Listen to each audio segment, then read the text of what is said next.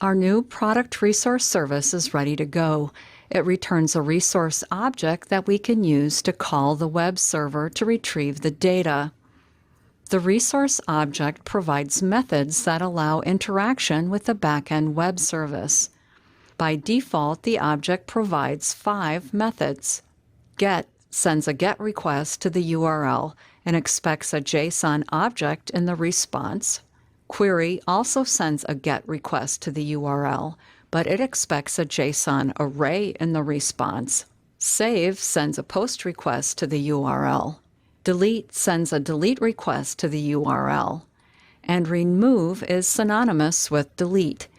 It is often used in place of delete because delete is a reserved word in JavaScript. Notice that there is no put request defined here. Save sends a POST request.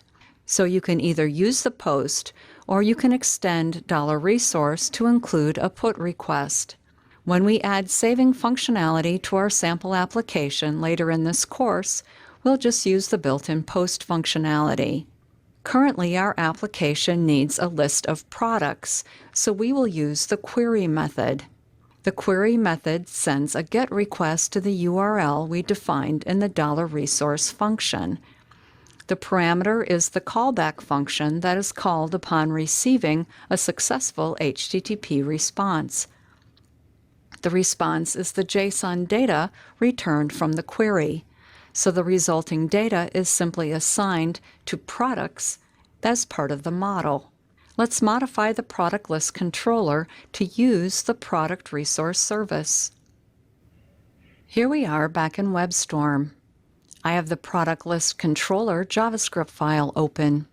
The first thing we want to do is get rid of the hard-coded JSON array that defines the list of products. If you are working along with this example and typed in some products, don't delete this array, just comment it out. We'll use it again later. Next, we need to ask Angular to pass a reference to the product resource service to this specific controller function. We do that by adding the product resource as a parameter. So we're going to pass it in here. Since we now have a parameter here, we need to change the controller method to pass in a min-safe array and provide the string name of the parameter as the first element of that array. So we're going to change this to an array, and we're going to add product resource, in quotes, as the first element in that array.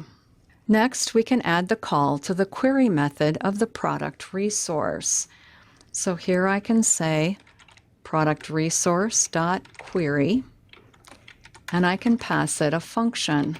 In the function, all I need to do is to assign the returned data to my model, and that's it.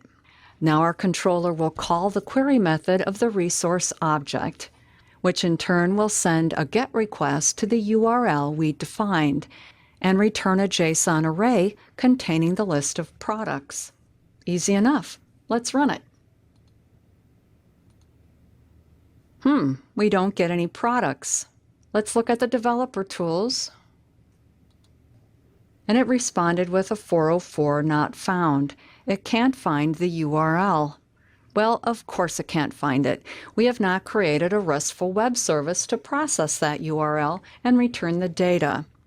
So at this point, we can no longer run the application.